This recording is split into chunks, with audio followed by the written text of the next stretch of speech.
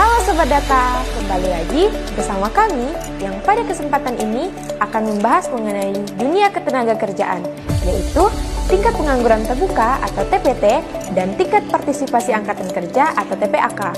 Topik kali ini bakal menarik loh, jadi simak baik-baik ya. Oke, mari kita mulai dengan apa itu TPT dan TPAK.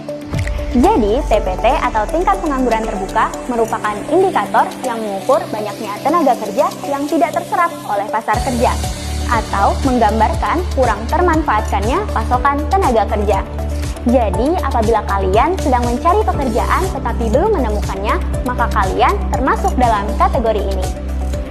Nah, sementara itu, TPAK atau tingkat partisipasi angkatan kerja merupakan indikator yang mengukur perbandingan antara jumlah angkatan kerja terhadap jumlah penduduk usia kerja, di mana indikator ini mengindikasikan jumlah penduduk usia kerja yang aktif secara ekonomi. Kalian sedang mencari pekerjaan atau kalian sudah mendapat pekerjaan? Keduanya masuk dalam kategori angkatan kerja. Berdasarkan data terbaru, bulan Februari 2023, TPT Indonesia turun sebesar 0,38 persen poin menjadi 5,45%. Artinya, sedikit lebih banyak orang mendapatkan pekerjaan dibandingkan dengan tahun sebelumnya. Sedangkan jumlah angkatan kerja di Indonesia meningkat menjadi 2,61 juta orang dari tahun sebelumnya. Dan TPAK Indonesia juga meningkat sebesar 0,24 persen poin. Jadi, lebih banyak orang aktif secara ekonomi. Lalu, bagaimana dengan Kalimantan Barat?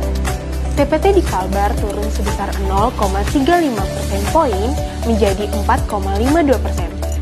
Ini artinya tercatat bahwa lebih sedikit pengangguran atau orang yang mencari pekerjaan di Kalimantan Barat pada tahun ini.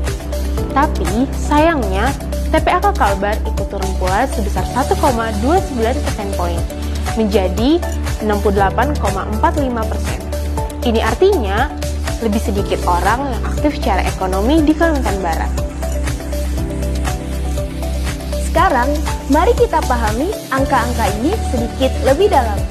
Dari total 4.177.360 penduduk usia angkatan kerja di Kalimantan Barat, sekitar 2.859.520 orang merupakan angkatan kerja. Mereka ini bisa jadi orang yang sudah punya pekerjaan atau yang masih mencari pekerjaan. Sisanya yang bukan angkatan kerja biasanya masih bersekolah, mengurus rumah tangga, atau mungkin lagi fokus di aktivitas lain selain bekerja. Jadi, dari 100 orang angkatan kerja di Kalimantan Barat, ada terdapat 5 orang yang mencari pekerjaan. Sehingga tingkat pengangguran di Kalimantan Barat ini cukup rendah. Setelah kita mengulas mengenai TPT dan TPAK di Kalimantan Barat, sekarang kita memiliki pemahaman yang lebih baik tentang situasi ketenagakerjaan di Kalimantan Barat, bukan? Dengan pengetahuan ini, kita akan lebih siap dan terinformasi ketika berurusan dengan ketenagakerjaan dan pasar kerja. Sekian informasi dari kami, sampai jumpa Sobat Data!